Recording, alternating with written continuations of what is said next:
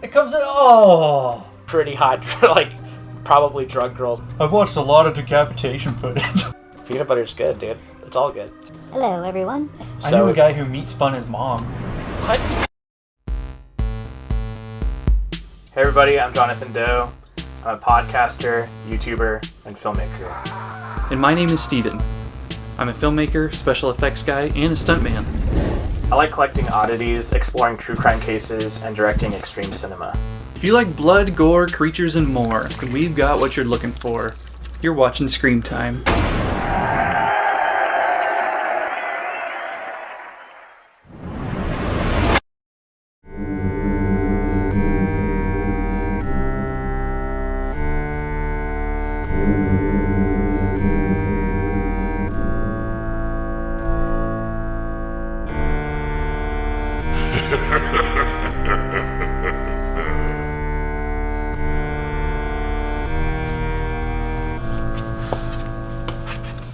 Jonathan Doe.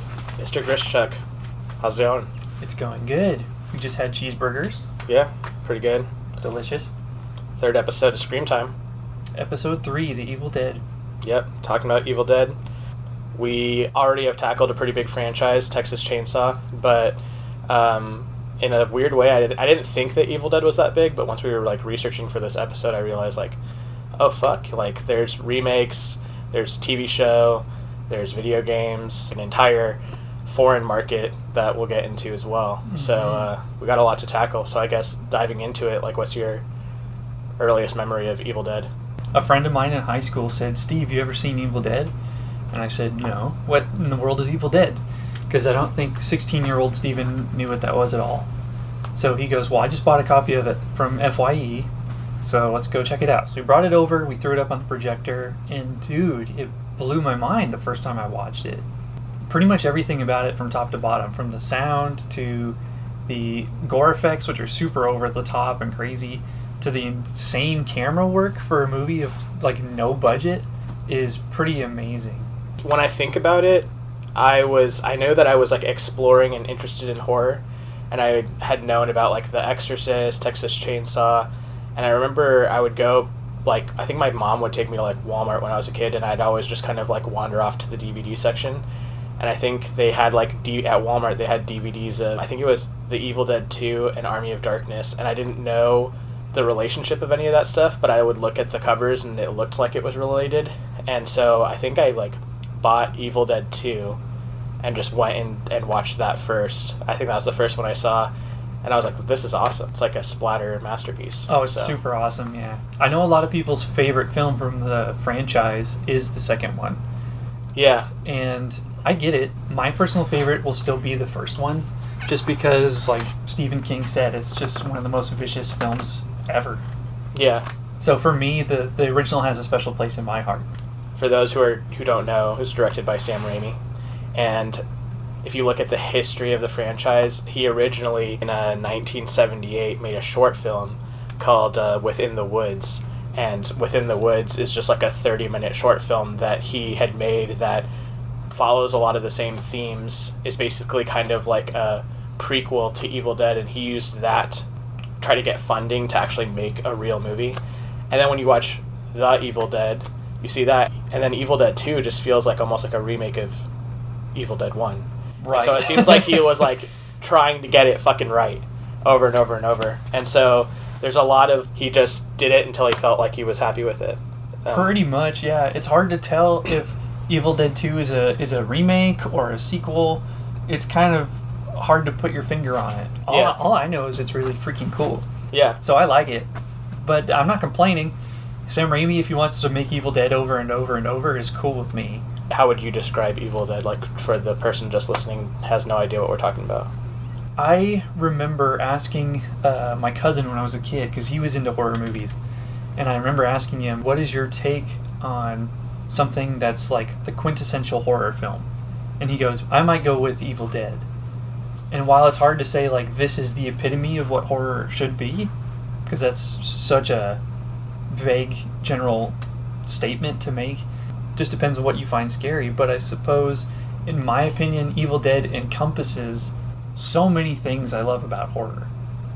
That's valid. You know, like I I do say, to me, the gold standard of a horror film is the original Texas Chainsaw. I think there's a strong argument to be made that The Evil Dead is also right up there, you know? I mean, we're talking about, like, two heavy hitters of the genre. Mm-hmm. You know, it's like, who is king of the monsters? Is it King Kong or Godzilla? Yeah. I mean, it's one of those kind of debates, you know? Yeah. It's subjective, and there's an argument that's right on both sides, I think. Yeah, it's mine. Okay, so we've got The Evil Dead in 1981, we've got Evil Dead 2 in 1987, and then in 1992 we have Army of Darkness. Mm-hmm. And in my personal opinion, I think Army of Darkness is probably like the most fun because it's just fucking balls to the wall crazy. Yeah. It takes the narrative of the films into like a whole nother, like, what the fuck, you know? I think, in my opinion, that's like my personal favorite out of the trilogy. I didn't know that. I'm interested to hear why. So your favorite of the three is Army of Darkness. Yeah.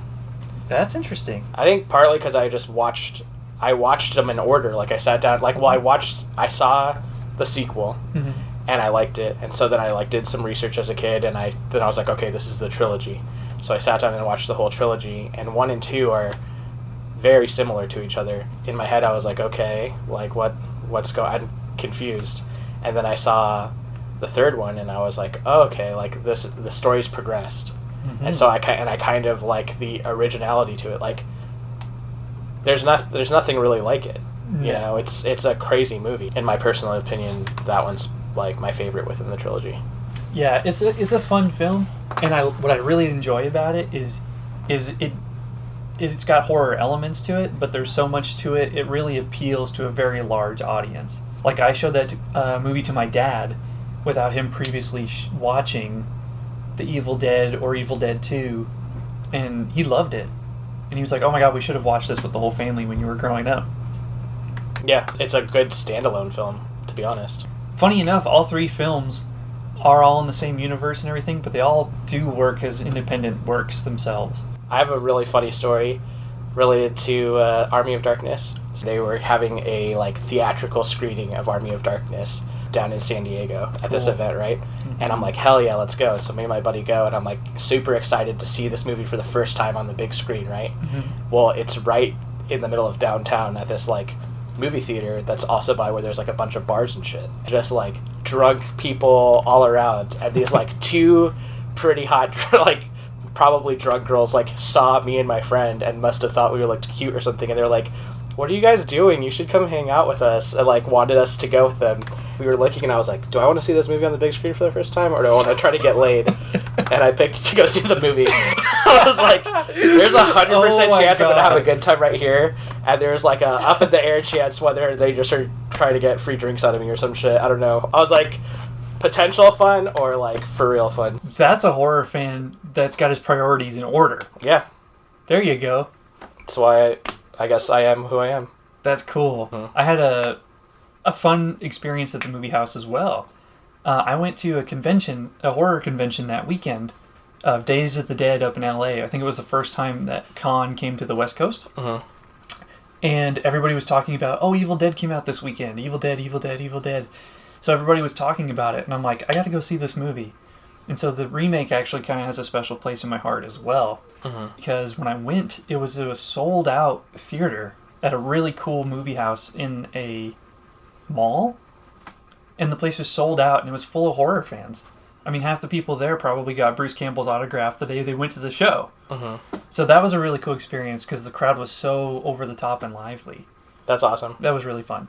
Yeah, sometimes that's like the best experience to go see a movie for the first time is when the crowd is just like hyped. Super cool. Speaking of hyped crowds, you know, I build a haunted house every year for Halloween. Yeah. And I like to end the night watching a horror movie or two. And so all my friends came over, things were winding down, and I set up my projector in the haunted house amongst all of my props and creepy things. And I put on The Evil Dead to a group of 5 or 6 friends who had never seen it before. After 15 minutes and everything's been set up, you know, it's just a scary gore fest all the way through. That was one of my favorite memories ever, was sitting in my haunted house amongst all my crazy lights and props, showing the original Evil Dead to a group of people who have never seen it before, and just scaring the total piss out of them. Because as soon as the credits start rolling and it starts playing that fun, happy song, all my friends start looking at all the props in the room and going, oh my god, all these things are going to attack us. So that was an awesome feeling. Yeah, hell yeah. I know for me, this film sang to me like a song. I mean, I've never wanted to really like make like a haunted house kind of thing, but it made me really fall in love with like the practical effects of filmmaking and like just the idea of like over the top splatter gore kind of stuff, wanting to just put as much splatter on the screen as I possibly could. This film was definitely like a big inspiration in terms of that. Like, let's get the fluids fucking flowing. When I was a kid, I remember hearing about Dead Alive, the Peter Jackson movie, and Evil Dead, and still, I kind of have to check myself sometimes and make sure I'm talking about the right film. I always felt like in my head, in my stupid kid head, there were two camps. There were going to be Dead Alive, Peter Jackson fans, and there were going to be Sam Raimi, Evil Dead fans. As a enlightened adult, I can appreciate both films. That's funny, because I think about that too, but Peter Jackson was influenced to make Dead Alive because of Evil Dead. So they're like comparable, but one kind of sparked the other. Yeah. And they're both films with very humble beginnings from promising first-time directors with very little resources, and it took them an eternity to make both films. Yeah. And so the correlation between the two is pretty crazy that there's so many similarities. Evil Dead has like been a pretty big influence to you to the point where you've actually like given homage to it in some of your films. So can you tell us about that? Sure. Yeah. My very first film, El Pollo es Loco, which was a very humble endeavor and a very humbling experience making a film for the first time. But one of my favorite props I ever did was I had made something that was an homage to the Evil Dead's Necronomicon, the famous book bound in human skin. So I brought with me today the Pollo-nomicon, which was a book I bought from the dollar store, and then I decided to dress it up myself. And it's actually one of my favorite props that I ever made, as simple as it is. It does look like it's bound in some kind of fleshy skin. Stitching is all hand done. So if I were to toot my own horn, this is like one of my favorite things that I've ever made. Complete with really archaic, creepy looking imagery inside and worn pages. And that was one of my favorite props I ever made. And I have the Evil Dead to thanks for helping to create the inspiration behind that book. That's super cool. It feels fleshy too. As you know, I like to collect oddities and stuff, and murderabilia and stuff like that. Sure. And there's something that's really rare that's called, I'm probably going to not say it right, but it's called like anthropogenic bibliography, which are books bound in human flesh. I've seen a couple on the market for like $1,000 or more, like $2,000, but that's a holy grail of mine. And I think that's existed throughout human history, and I think that's obviously where the Necronomicon and the Pollo-nomicon come from. So it'd be really cool to actually like hold that. So if anybody who watches has any of that shit, hit me up. As a matter of fact, anything bound in human skin, just send it over to John. He'd be all about it. Yeah, I kind of have a little human collection going on. Legally, it's all legal. Yeah, ethically sourced. It's all human ethically material. Sourced. Yeah. But if you follow my channel, you know. Yeah. It's whatever. It's kind of important to talk about the influence that this film has had on cinema in general. Two films that really stand out to me that I really like is the 1990 film Demon Wind, which is an American film. One of my personal favorites from 1995 is Evil Ed, which is a Swedish film, is just a huge love letter to horror movies in general. I love Italian horror films, and the Italians were always trying to capitalize off of like American blockbusters. We'll probably talk about this in another episode, but like films like Dawn of the Dead was marketed in Italy as Zombie, and so then Fulci comes out with Zombie 2, and it sparks this kind of like unofficial sequel to Dawn of the Dead with Evil Dead. Evil Dead was marketed in Italy as La Casa, which means the house. And so Evil Dead 1 and Evil Dead 2 were La Casa 1 and La Casa 2. Umberto Lenzi, who made Cannibal Ferox, he made a film called Ghost House, and Ghost House was marketed as La Casa 3. And so, and there's actually like a whole series of these films called the La Casa series that all stem from the origins of Evil Dead, but La Casa 1 and 2 like have been forgotten because it's become Evil Dead. So you just know La Casa 3, and it goes all the way to the La Casa 7. It's really funny. Beyond Darkness is La Casa 5. I didn't even know that. Yeah, and then you know the horror comedy films House, like House 1, House 2, House 3? Right. Well, House 2 is La Casa 6. Oh my god. And House 3 is La Casa 7. That's it's crazy. A fucking disaster. But it's Does Bruno Mattei have his fingers in any of these? Well, it's amazing you could keep all of that straight, dude. That's a lot. Nobody knows how to rip off an American film like the Italians. Spaghetti horror is great. That's a spicy meatball. I always get the name wrong because it's like this long, but it's like Japanese bloody muddy bodybuilder in hell or whatever it's called.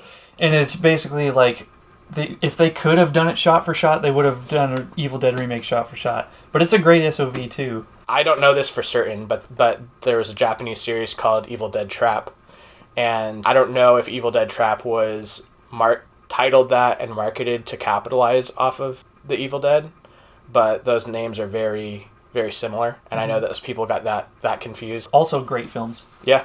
Those are really fun. The third one's a little weird, but... I haven't seen the third one. It's basically just like a love story.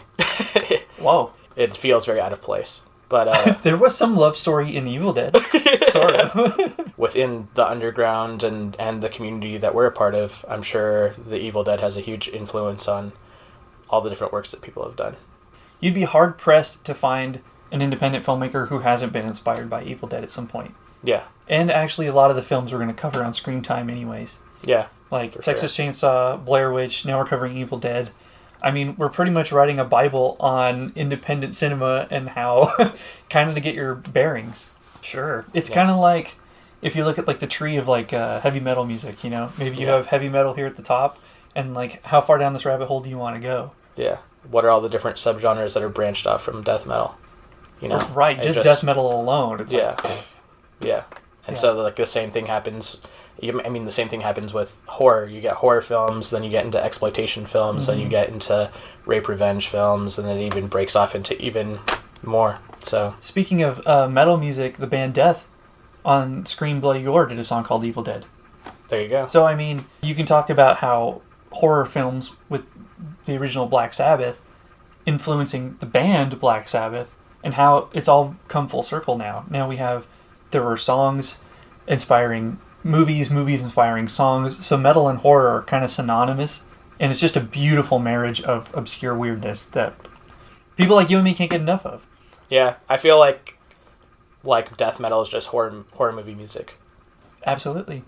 And it's funny to me when I meet like a death metal fan who doesn't like horror movies, or a horror fan who doesn't like death metal. I'm like, I don't know, like you like tacos but you don't like burritos. Yeah, it makes no sense. Like, or like crunchy peanut butter is cool, but not that creamy stuff. Yeah, like peanut butter's good, dude. It's all good. It's all good. So Peter Jackson was influenced by Evil Dead, and he made Dead Alive, right? And for a long time, Dead Alive had the record for most blood on screen. In terms of fluid flowing onto a screen, it like broke the record for the most, right?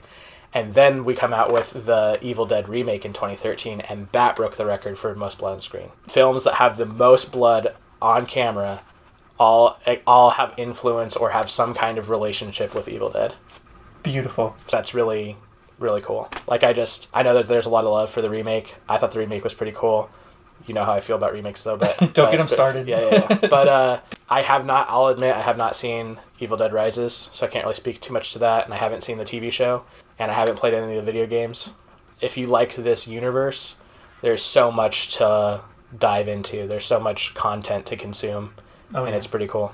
Probably porn. I disappointed the episode today. I didn't have any Evil Dead porn. Oh, no porn references? Come on. What the fuck? Drop the ball. Aha, Jonathan Doe. More thunder and lightning. Yep. It's time for Mr. Mac's 30-second film review. Let's do it. Hello, everyone, and welcome back to Mr. Mac's 30-second film review. Today, we're covering Olaf Eatonbach's No Reason. Start the clock! The gore fest made by German splatter expert Olaf Eatonbach. The man who brought us several shot-on-video classics brought us into the modern times with the film No Reason in 2010. An out-of-control, blood-soaked, and artsy romp, No Reason is not to be missed. While No Reason isn't my personal favorite of Olaf Ittenbach's work, it's definitely worth watching. But you've been warned, this movie pulls no punches. This has been Mr. Mac's 30-second film review. Now let's get back to the show. Thank you for the review today, Mr. Mac. We appreciate you over here on Screen Time.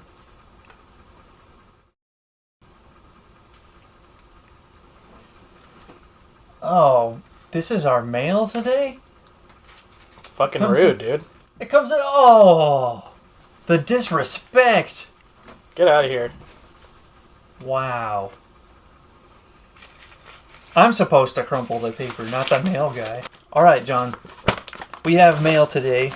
We open this up like a bad kid trying to turn in homework in class. Or like how I turned in my homework in class. Anyways, our question today comes from our friend Spooky Celluloid. Right on. Subscribe to Spooky on YouTube. He does great work. Hello, Stephen and Jonathan. Which one of you is the better kisser? That's our question for today.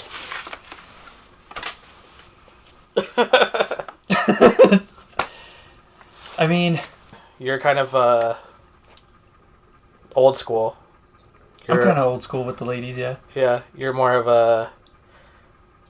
wife them down. White picket fence kind of dude. That's kind of me, yeah.